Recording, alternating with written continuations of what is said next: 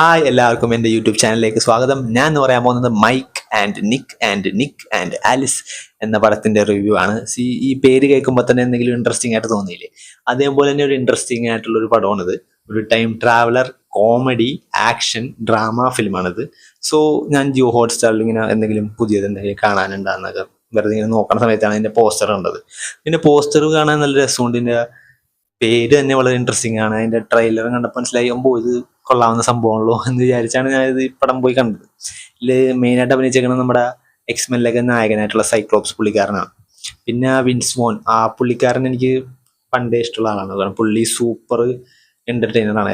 പടത്തിൽ അഭിനയിച്ച എല്ലാ പടവും ഹാക്സ് ഓറഞ്ചിലൊക്കെ പുള്ളി വളരെ സീരിയസ് ആയിട്ടുള്ള ക്യാരക്ടർ ആണെങ്കിലും പുള്ളി ഈ പടത്തിലൊക്കെ വളരെ ഇൻട്രസ്റ്റിംഗ് ആയിട്ടും വളരെ വളരെ കാഷ്വൽ ആയിട്ടൊക്കെ അഭിനയിക്കുന്ന ആളാണ്. അപ്പോൾ ഇവർ രണ്ടുപേരുടെ ഒരു കോമ്പിനേഷൻ കാണാൻ കൂടിയാണ് ഞാൻ ഈ പടം കണ്ടത്.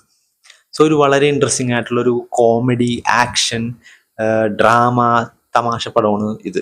പിന്നെ ഓഫ് കോഴ്സ് ടൈം ട്രാവലർ പടം, അത് ഒരിക്കലും പ്രതീക്ഷിച്ചില്ല അങ്ങനത്തെ ഒരു ട്വിസ്റ്റ് ഉണ്ടെന്ന്. സോ ഇതിൻ്റെ സിനോപ്സിസ് തന്നെ വളരെ ഇൻട്രസ്റ്റിംഗ് ആണ്. അധികം കഥയിലോട്ടൊന്നും പോകുന്നില്ല, സ്പോയിലർ പറയുന്നില്ല.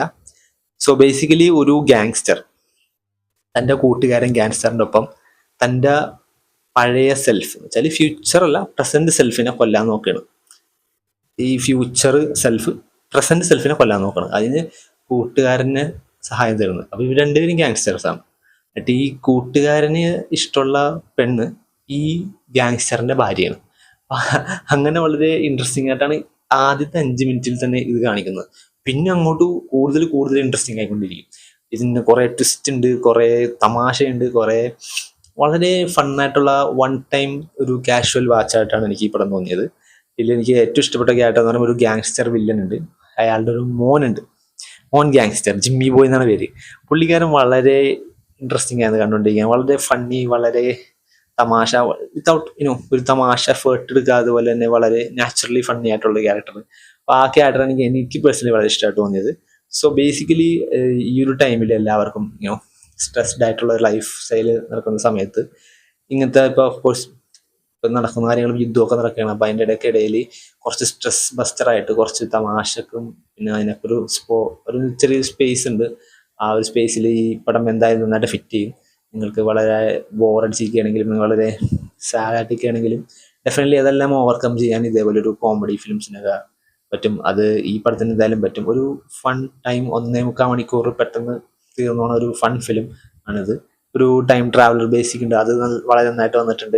പിന്നെ ക്ലൈമാക്സിൽ ഒരു സാഡായിട്ട് ഒരു സംഭവമുണ്ട്, അതെനിക്ക് വളരെ ടച്ച് ചെയ്ത്. കാരണം അത് ആ ഒരു ജേണി തന്നെ കാണിച്ചിട്ടുണ്ട്. ലൈക്ക് ആ ഒരു ക്യാരക്ടേഴ്സിൻ്റെ ഫേസിലൂടെ തന്നെ ആ ഒരു സാഡ്നെസ് കാണിക്കുക എന്ന് പറഞ്ഞാൽ അത് വളരെ വളരെ ഇൻട്രസ്റ്റിംഗ് ആയിരുന്നു.